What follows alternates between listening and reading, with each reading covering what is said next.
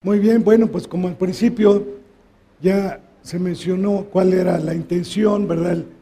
El propósito de esta reunión de matrimonios es que Cristo sea formado en nosotros, es decir, que cada vez seamos más como Cristo, y esto es solamente a través de nuestra santificación, y la santificación obviamente es a través de estar llenos de la palabra de Dios y llenos del Espíritu Santo.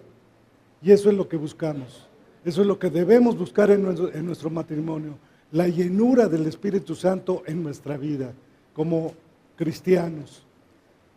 Así es de que puedo decirles que hace algún tiempo una persona me confió que le costaba mucho trabajo dominar la ira. Con frecuencia se comportaba ruda y violentamente con su esposa y con sus hijos. Estaba muy preocupado por descubrir qué causaba esa conducta.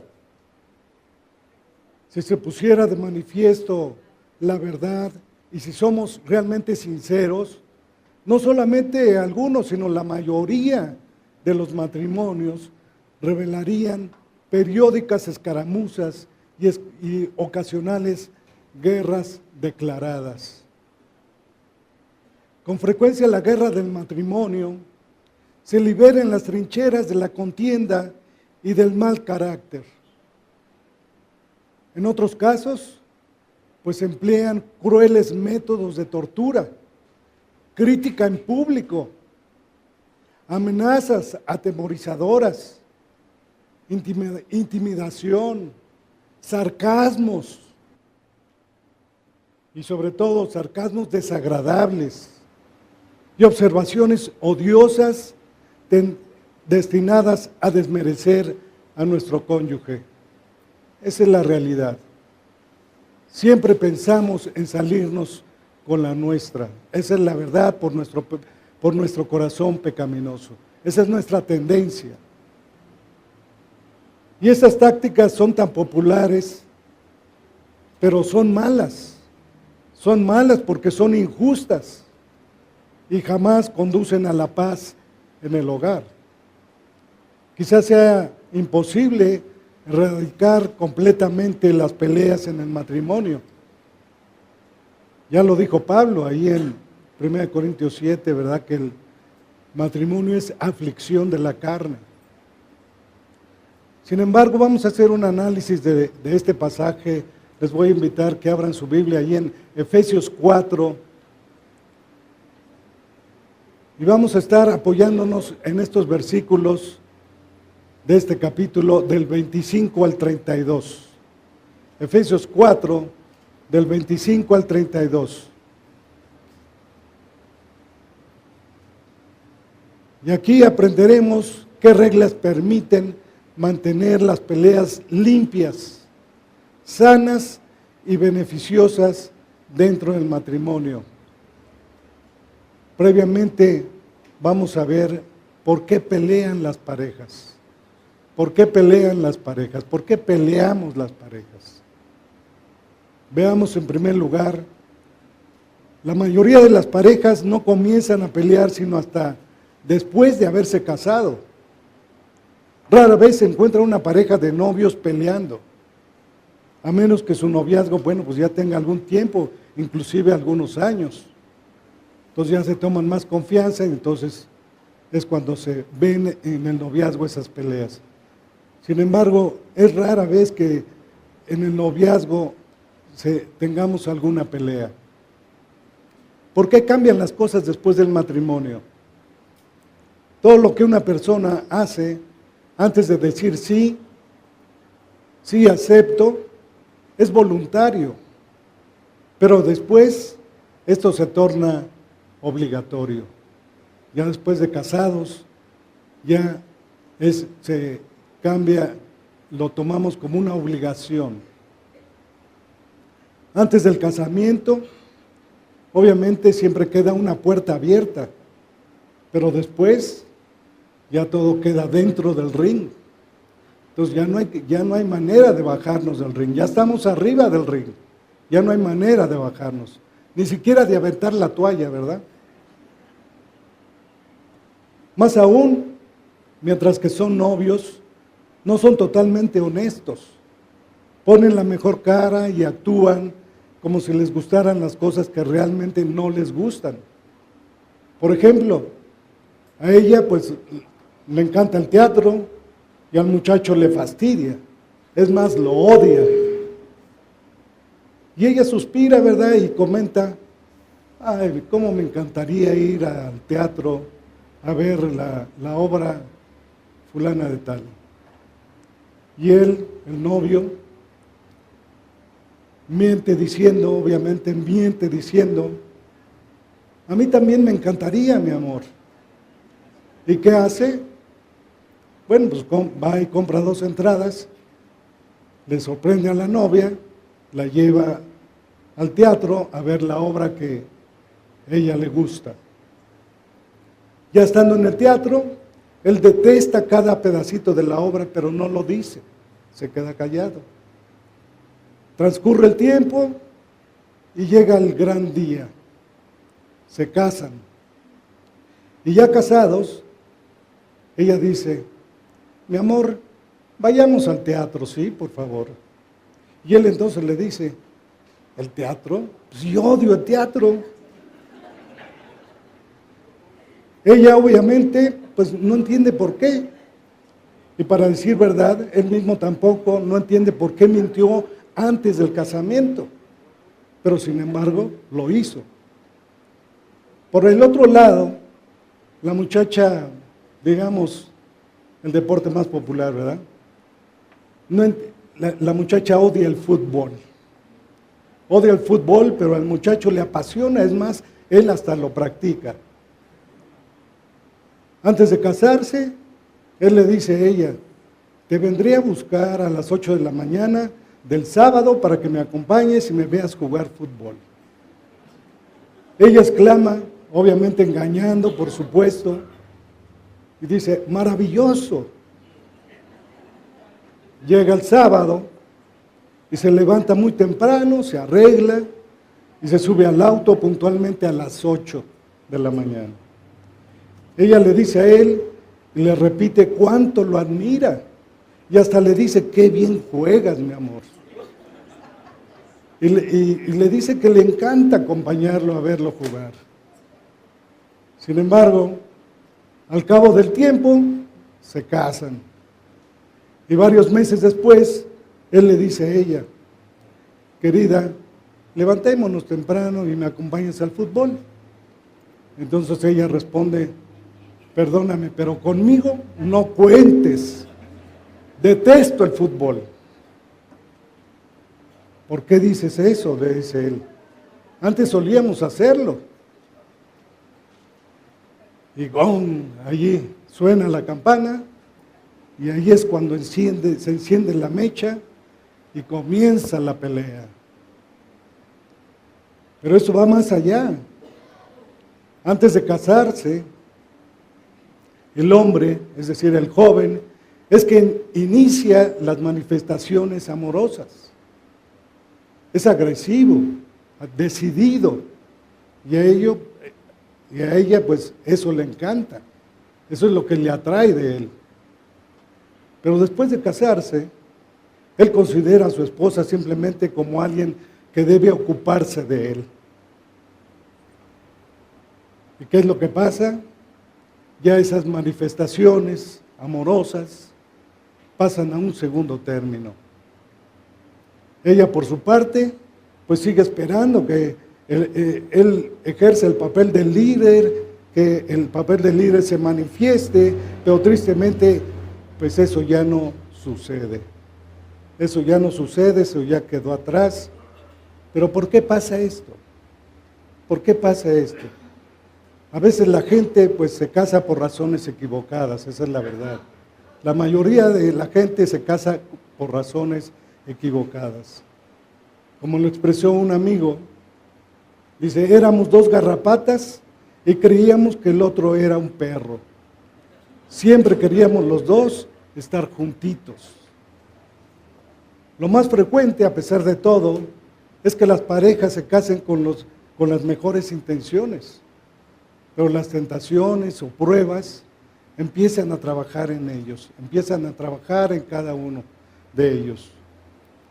Pablo, como decíamos, ya lo dijo de esta manera, mas también si te casas, no pecas, y si la doncella se casa, no peca, pero los tales tendrán aflicción de la carne.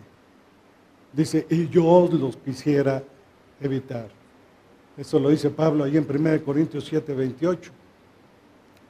Entonces, las luchas de poder respecto a los derechos que no se han sometido pueden condenar al fracaso a un matrimonio. Y la raíz del problema está en ¿qué?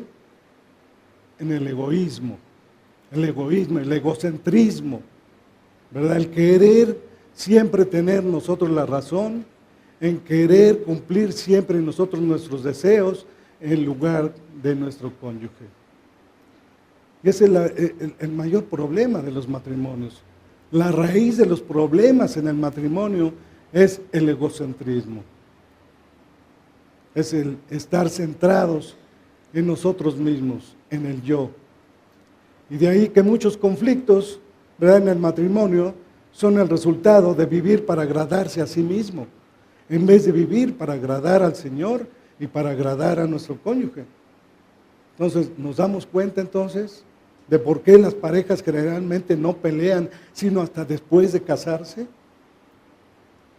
Ahora bien, en segundo lugar, y lo peor del caso, es que la mayoría de las peleas no son limpias. Esa es la verdad. La mayoría de las peleas no son limpias.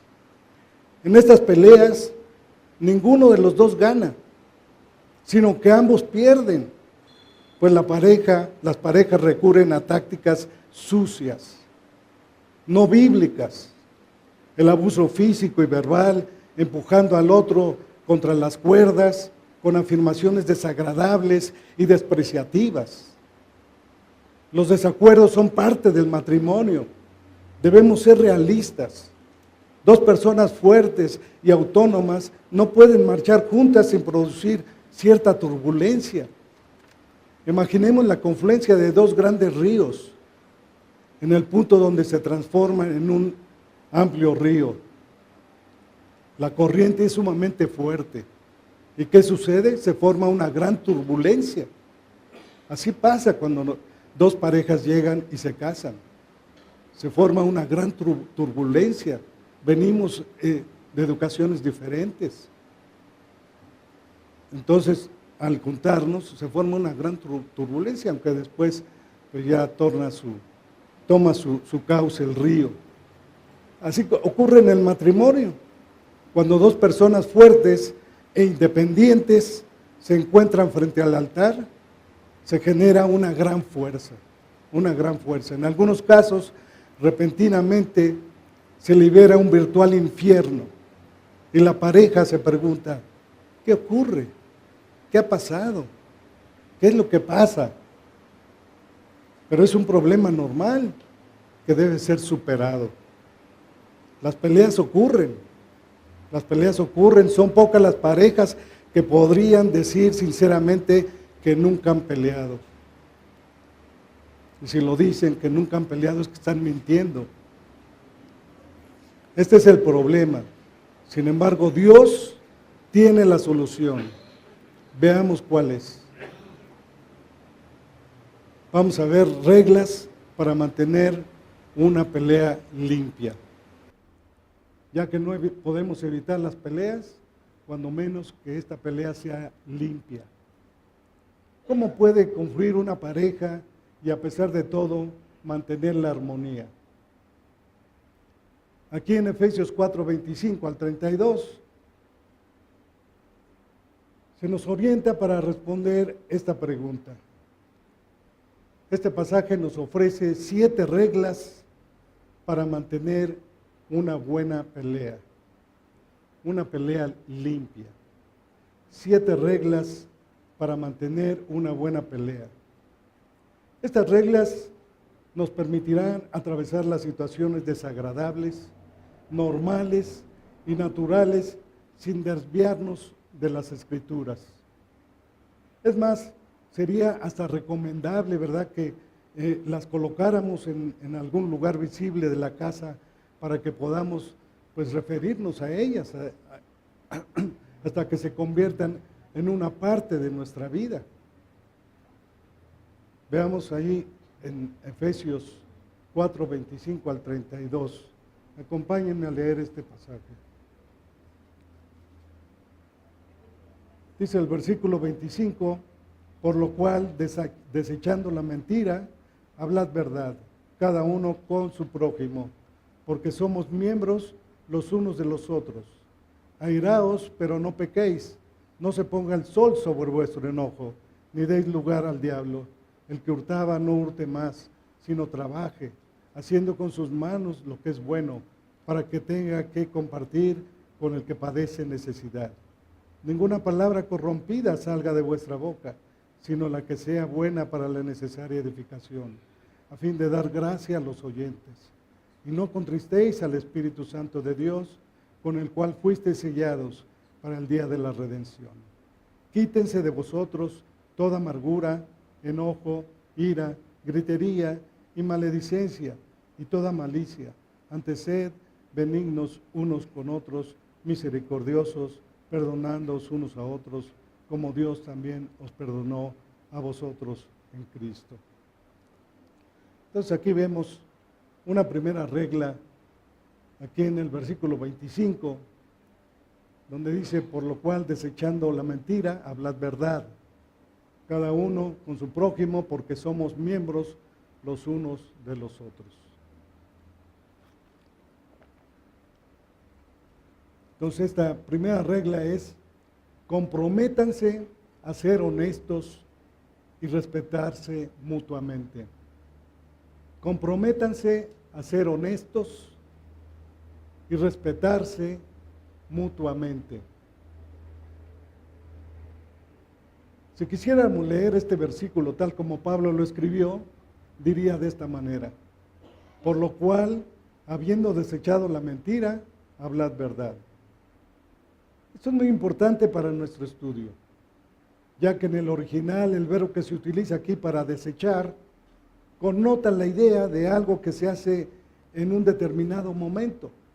Es decir, no es algo que deba realizarse de una manera continuada, día tras día. En otras palabras, desechar la mentira es algo que debe hacerse en un momento determinado y debe ser previo al hecho de que desde ahí en adelante comenzaremos a decir la verdad. Comenzaremos a decirnos la verdad. Por lo tanto, debemos considerar esto como un compromiso por la idea de que debió haberse hecho algo. No es algo que deba hacerse día tras día.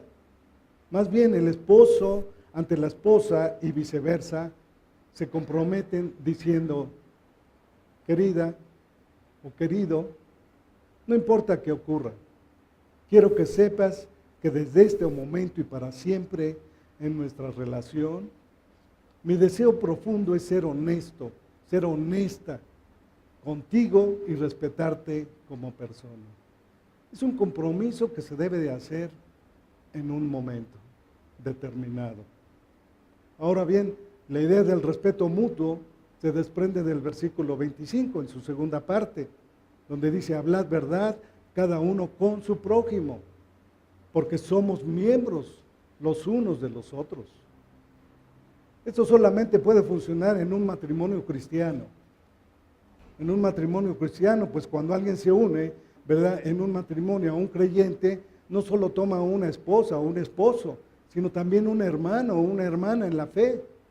No solo se está casado o casada con un hombre o una mujer, está casado o casada con otro miembro de la familia de Dios.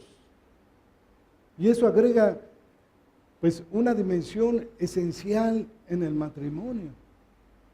Pues de la misma manera que considerarías, ¿verdad?, con respeto a alguien que se sentara junto a ti en la iglesia, así debes hacerlo con tu cónyuge en el matrimonio. Aquí en la iglesia ponemos muy buena cara, ¿verdad? Somos todos muy piadosos con los hermanos, con las hermanas, nos comportamos muy bien, servimos a los demás, etcétera. Pero nuestra casa, ¿cómo está? Nuestro matrimonio, ¿cómo está? Por ahí es por donde debemos de empezar a servir, a ser los hombres, los varones, líderes, siervos.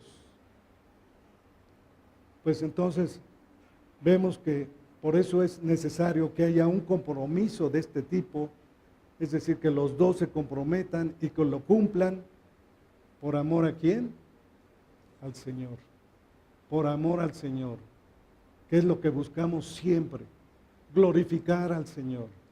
Esa debe ser nuestra intención siempre en nuestro matrimonio. Glorificar a Dios. No quedar bien con el cónyuge. No quedar bien con los hermanos, conmigo mismo, etcétera, sino glorificar a Dios. Ese es el propósito en nuestro matrimonio. Glorificar a Dios en todo. Entonces, por eso es necesario que nos comprometamos y que lo cumplamos por amor al Señor. Una segunda regla la encontramos ahí en el versículo 26, en su primera parte. Dice, airaos, pero no pequéis. Airaos, pero no pequéis.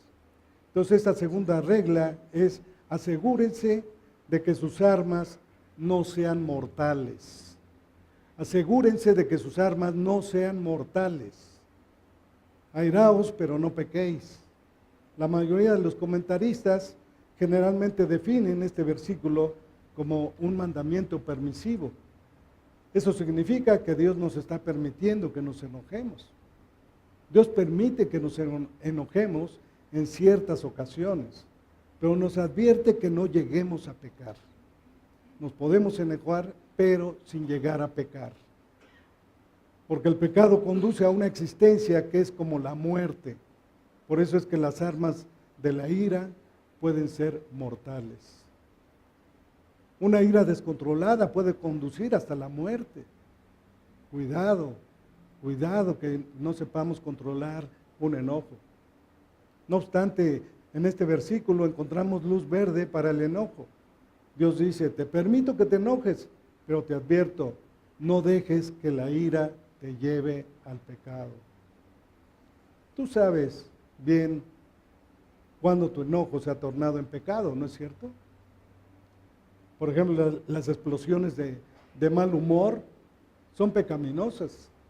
El enojo que se propone agredir a otro miembro de la familia o a otro individuo es pecaminoso. La ira que se expresa por medio de la blasfemia, pues también es pecaminoso. Así que hermano, hermana, tú sabes bien cuando tu enojo se convierte en pecado. Mantienes un enojo continuo en contra de tu cónyuge. O dejas que se ponga el sol sobre tu enojo. Es decir, no tratas con tu enojo de una manera bíblica, sino más bien te aferras a ese enojo. Por eso dice ahí en Mateo 5, 21 y 22, acompáñenme a ver este pasaje. Mateo 5, 21, 22.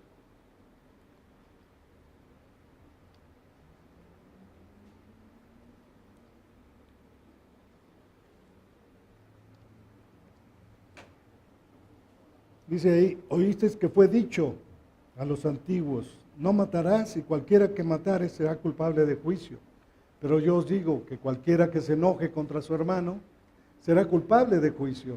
Y cualquiera que diga necio a su hermano será culpable ante el concilio. Y cualquiera que le diga fatuo quedará expuesto al infierno de fuego. ¿Te das cuenta qué tan serio es el enojo para Dios cuando no lo tratas como Él lo manda? Como Él dice. Aquí lo que está diciendo el Señor es que las palabras ofensivas surgen de los mismos motivos pecaminosos que llevan al homicidio y que están en tu corazón. A los ojos de Dios, el odio en nuestro corazón es lo que puede llevar a una persona al homicidio.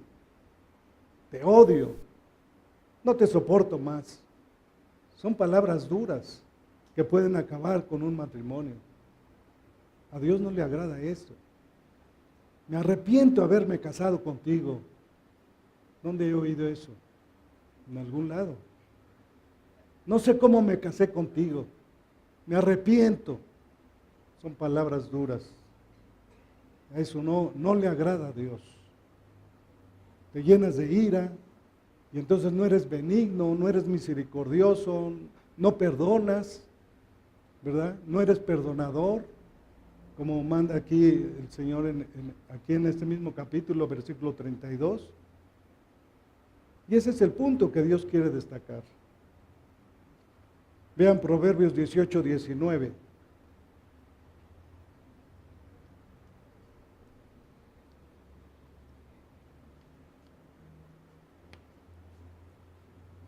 Dice ahí Proverbios 18, 19. El hermano ofendido, es decir, en nuestro caso, la esposa o el esposo, es más tenaz que una ciudad fuerte. Y las contiendas de los hermanos son como cerrojos de alcázar. ¿Acaso has sido herido o quebrantado por tu cónyuge alguna vez? Estoy seguro que a todos nos ha ocurrido alguna vez. Las palabras violentas, dichas en un momento de ira, son armas mortíferas. Cuando atacamos a la persona, en lugar de atacar el problema, nos movemos entonces en esferas de muerte. Entonces, ya que la Escritura declara que es factible para el Hijo de Dios enojarse y no pecar, es posible hacerlo. Por eso dice Santiago, ahí en Santiago 1, 19 al 21, dice que todo hombre sea pronto para oír, tardo para hablar, tardo para airarse, porque la ira del hombre no obra la justicia de Dios. Por lo cual, desechando toda inmundicia y abundancia de malicia, dice, recibid con mansedumbre la palabra implantada, la cual puede salvar vuestras almas. Entonces, hermano, hermana, desecha todos esos deseos e intenciones malignas que lastiman a tu cónyuge en lo profundo de tu corazón. Regla número 3. Busca el tiempo oportuno. Busca el tiempo oportuno.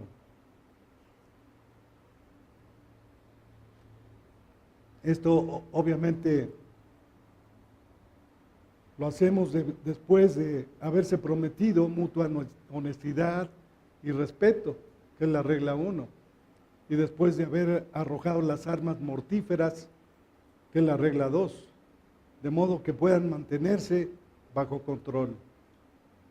Veamos ahí el versículo 26 en su segunda parte, que dice, no se ponga el sol sobre vuestro enojo, ni deis lugar al diablo. Ese es un consejo sabio, es un consejo sabio. Pablo no solo lo estaba indicando específicamente que no debe permitirse que la ira crezca día tras día, noche tras noche, sino que también está sugiriendo un uso sabio del tiempo. Pablo sugiere que hay un momento en el que pueden haber lugar las discusiones. Hay un momento adecuado para disentir y hay un momento en que no se debe disentir definitivamente. Entonces, son sabios los esposos y las esposas que buscan el tiempo apropiado, oportuno. Así es de que tu esposo no quieras resolver un asunto, ¿verdad? Cuando tu esposa está en medio de los quehaceres de la casa o con los hijos, cuando está más apurada, más atareada, o esposa, pues no le llames a tu esposo a la oficina porque en ese momento te acordaste de reclamarle algo. A lo mejor él está ahí con un cliente, ¿verdad? Ya cerrando la venta y tú le llamas y le reclamas y la venta se acabó. Entonces ya no hay para comer. Entonces busquen el tiempo oportuno. Busquen un tiempo oportuno para hacerlo. Regla número 4. Tengan preparada una solución positiva. Tengan preparada una solución positiva apenas se haya producido el encontronazo. Tengan preparada una solución positiva apenas se haya producido el encontronazo.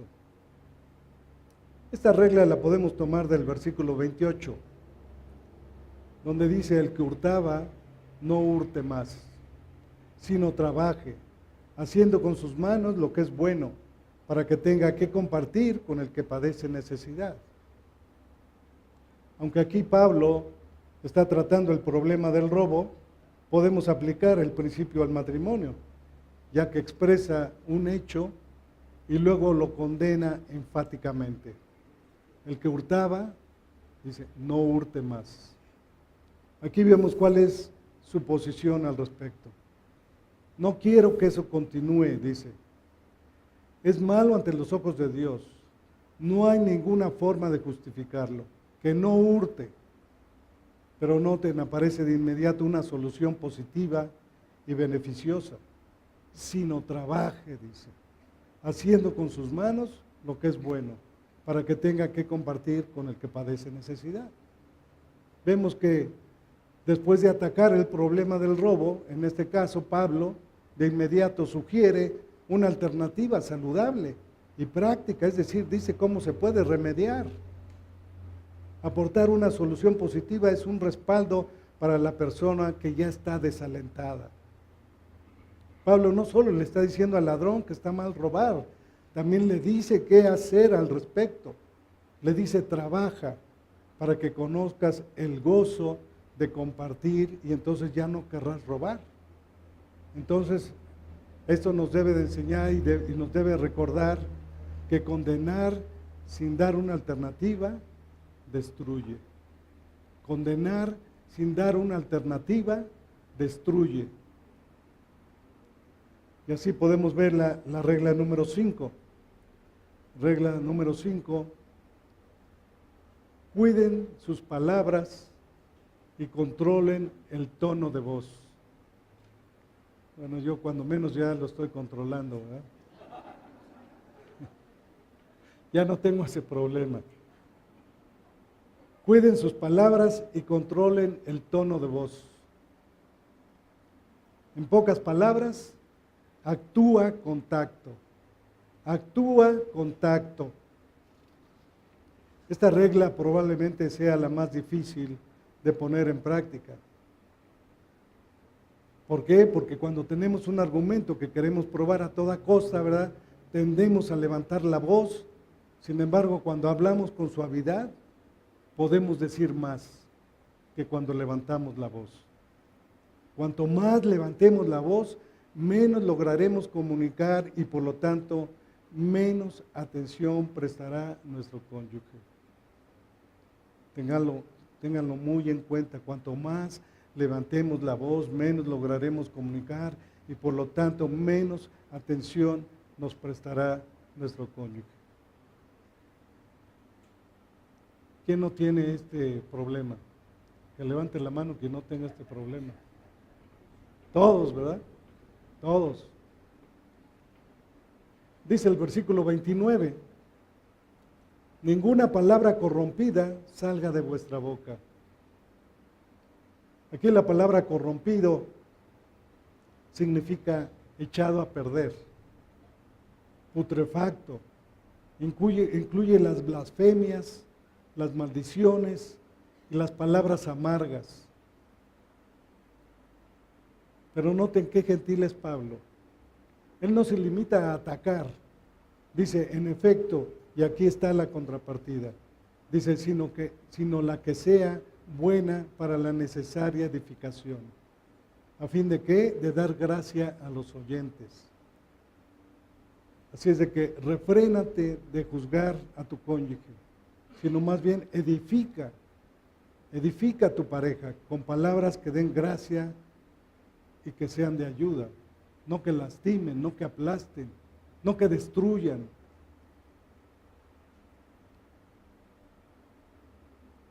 Observen, y ahorita se me ocurre que todo esto también es parte de nuestra disciplina. Ya habló Toño hace rato de la disciplina. Todo esto es parte también de nuestra disciplina. Regla número 6. No ataques a tu cónyuge en público. No ataques a tu cónyuge en público. Aquí lo vemos en el versículo 31. Vean lo que dice.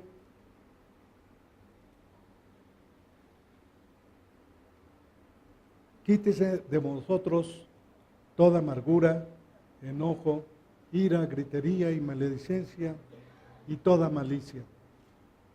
El que ataca en público está demostrando malas intenciones. El que ataca en público está demostrando malas intenciones. Hay por lo menos dos formas de hacer esto en el matrimonio. En primer lugar, se puede hacer molestando abiertamente y agresivamente al cónyuge. En segundo lugar, se puede hacer con sarcasmo, un sarcasmo sutil, pero incisivo. Cualquiera de estas dos formas hiere profundamente a tu cónyuge. No lo hagas. La irritación en ti es una señal de que tú necesitas cambiar. Tu corazón se da a conocer por la manera en que respondes, con la manera en que tú estás hablándole a tu cónyuge. La irritación entonces en ti es una señal de que tú necesitas cambiar. No riñas con tu cónyuge, en cambio fomenta la armonía. Fomenta la armonía en tu casa con gentileza y diligencia, al considerar obviamente a tu pareja como más importante que a ti mismo.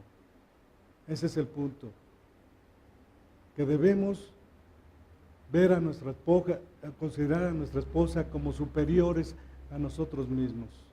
Debemos de buscar uno al otro, someternos unos a otros, como dice ahí en Efesios 5:21, que nos sometamos unos a otros en el temor del Señor. Entonces dice Filipenses, vean lo que dice Filipenses 2, versículos 3 y 4.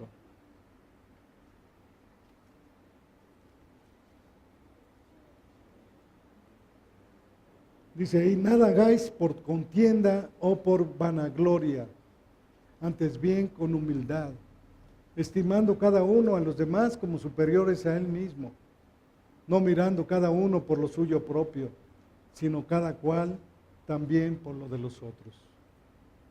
Esta es una de las directrices más significativas del Nuevo Testamento en cuanto a cómo debemos reaccionar cuando estamos envueltos en una pelea. La palabra griega aquí traducida como humildad significa literalmente mente discreta o mentalidad sencilla. Entonces la humildad es la gracia de la sencillez. Es la gracia de la sencillez. Una virtud que considera a los demás como más importante que a uno mismo. Entonces cuando la actitud de Cristo de servicio humilde que vemos aquí en Efesios permea un matrimonio, este puede hacer frente a cualquier tormenta. A cualquier tormenta. Cuando somos imitadores de Cristo en la humildad, esto puede hacer frente a cualquier tormenta. Sin embargo, cuando lo que caracteriza a un matrimonio es el orgullo, aún un desacuerdo menos podrá suscitar un torbellino de discusiones. Y hasta porque, como se dice coloquialmente, hasta porque vuela la mosca, ya estamos peleando. Y luego estamos enfrascados ahí en la pelea, estamos discutiendo y todo, y a la mitad nos paramos de, bueno, ¿qué estamos discutiendo? ¿Hacia dónde vamos? A veces no sabemos ni lo que discutimos, pero discutimos. Esa es la verdad. Y eso puede romper la armonía en tu matrimonio. Hermanos, hermanas, no expongan los aspectos desagradables de su matrimonio en público. Pues lo único que logra con eso es generar lástima por la terrible situación de su matrimonio. No expongan los aspectos desagradables en público. Trátenlos primeramente ustedes dos, si no se pueden arreglar. Hay otros medios que la iglesia, que la palabra de Dios nos ofrece, ¿verdad? Para poderlo solucionar. Pero para Dios nada hay imposible. Cualquier matrimonio puede ser restablecido. Esa es nuestra esperanza, de que para Dios nada es imposible. Tal vez para nosotros sí. Ante nuestros ojos, ya no puedo con este, ya no puedo con esta, ya no la aguanto. Tal vez para nosotros es imposible, pero para Dios nada es imposible. Regla número 7 y última. Entonces, cuando terminen la pelea, pues simplemente recojan los escombros. Así de fácil. Dice ahí el versículo 32. Antes sed benignos unos con otros, misericordiosos, perdonándoos unos a otros, como Dios también nos perdonó a vosotros en Cristo. Es muy importante. Entonces vemos que benignidad, ternura, perdón, en el corazón de la palabra, vemos que en el corazón de la palabra benignidad está la gracia. Tengan la gracia suficiente como para borrarlo todo de su pizarra mental. Ya los problemas que se solucionaron, ya déjenlos ahí, no los traigan al presente. Ay, ¿te acuerdas hace 5 años, verdad? Que me dijiste, que me hiciste. Ya no los traigan al presente. Bórrenlos de su pizarra mental. Entonces vemos que en el centro mismo de la ternura está la compasión. Está la compasión. Tengan la suficiente compasión como para llorar con el que ha sido herido en la pelea. Y en el corazón del perdón está la persona misma de Jesucristo, que nos perdonó. La mayor muestra de perdón tuvo lugar ahí en el Calvario. Perdonemos como lo hizo nuestro Señor Jesucristo. Allí está el ejemplo. ¿Cómo debe de perdonar un hijo de Dios? Como lo hizo nuestro Señor Jesucristo con nosotros. No tenemos ningún derecho de retener el perdón a nadie. Porque si no, imagínense, pues nosotros no hemos sido perdonados.